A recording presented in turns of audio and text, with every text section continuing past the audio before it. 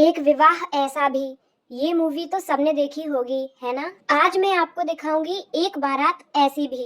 आज व्लॉग बनाने का मेरा कोई इरादा नहीं था, इसीलिए मैंने सुबह से एक भी वीडियो नहीं ली। लेकिन बारात में पहुंचकर ऐसा कुछ हुआ कि मैं अपने आप को वीडियो बनाने से रोक नहीं पाई। जैसा कि मैंने आपको अपने पिछले व्लॉग में बताया था कि मैं अपनी मासी के लड़के यानी कि मेरे भैया की शादी में आई हूँ, तो आज उन्हीं की बारात है, या यूं कहूँ कि बारात तो है ही नहीं। ना लाइट ना घोड़ी, मतलब कुछ भी नहीं, केवल दो ढोल वाले हैं जिन पर हम लोग नाच रहे हैं और दूल्हे राजा भी कहीं दूर गाड़ी में बैठे हुए हैं, उनका फोटोशूट चल रहा है। अब कोई ये नहीं कहेगा कि तुम लोगों ने बैंड बुक नहीं किया होगा, ऐसा कुछ भी नहीं है।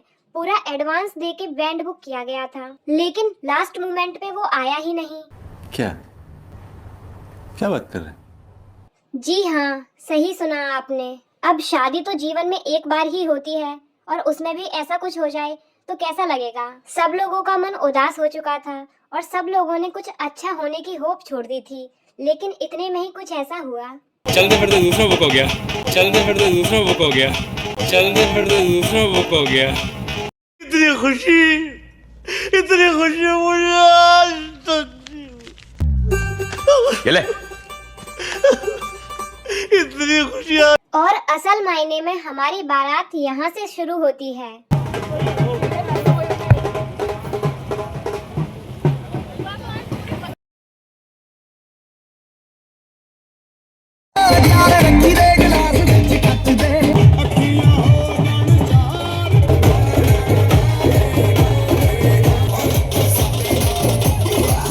इसी खुशी में दूल्हे राजा का नाचना तो बनता है।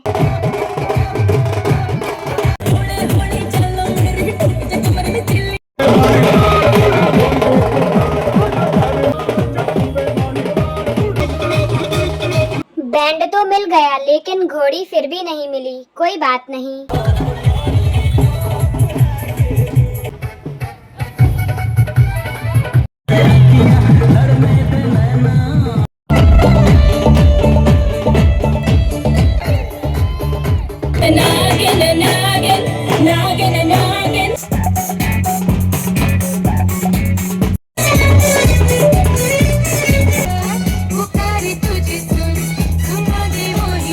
तो बोलो हारे के सहारे की जय। आज तो भगवान जी ने बाल बाल बचा लिया और ऐसे ही खूब सारी मस्ती करते हुए हम लोग गार्डन तक पहुंच जाते हैं।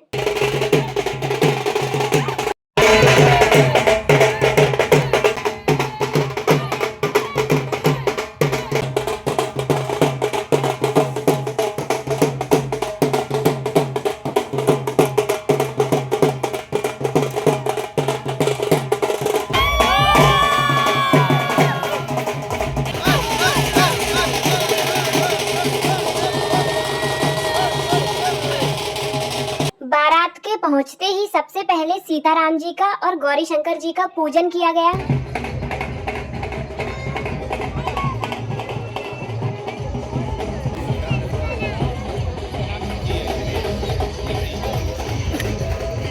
यहाँ भाभी भैया के ऊपर चावल फेंक कर आ चुकी हैं।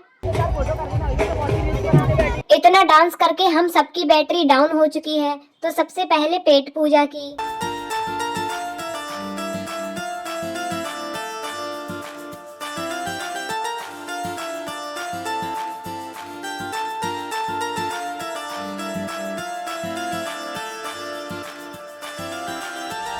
यहाँ हमारी प्यारी सी भाभी की एंट्री भी हो चुकी है, लेकिन सोने पे सुहागा वरमाला तो आई ही नहीं है।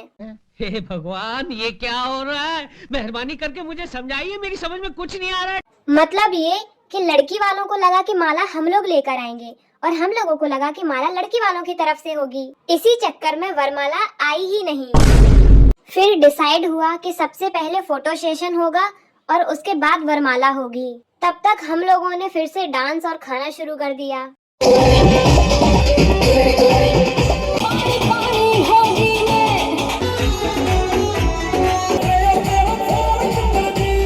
और फाइनली वरमाला का प्रोग्राम भी अच्छे से हो जाता है।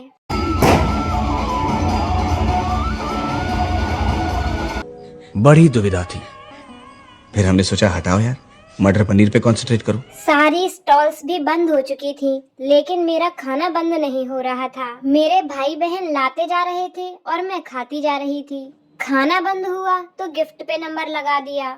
फिर उसके बाद थोड़ी सी मस्ती हुई और फिर सारे गिफ्ट्स गाड़ी में रखकर हम लोग घर के लिए निकल जाते हैं। हम सब घर पहुंच चुके हैं और अब मैं जल्दी से चेंज कर लेती हूँ, बहुत ज्यादा थक चुकी हूँ ना। सच बताना, आप में से किसी के साथ ऐसा इंसिडेंट कभी हुआ है क्या? मुझे तो बड़ा मजा आया। यहाँ औरतों के कुछ पुराने रिचुअल्स चल रहे थे। चलो, यहाँ तो वरमाला टाइम पर आई। इसके बाद मैं चली जाती हूँ सोने और सुबह उठकर देखती हूँ कि भाभी आ चुकी होती हैं।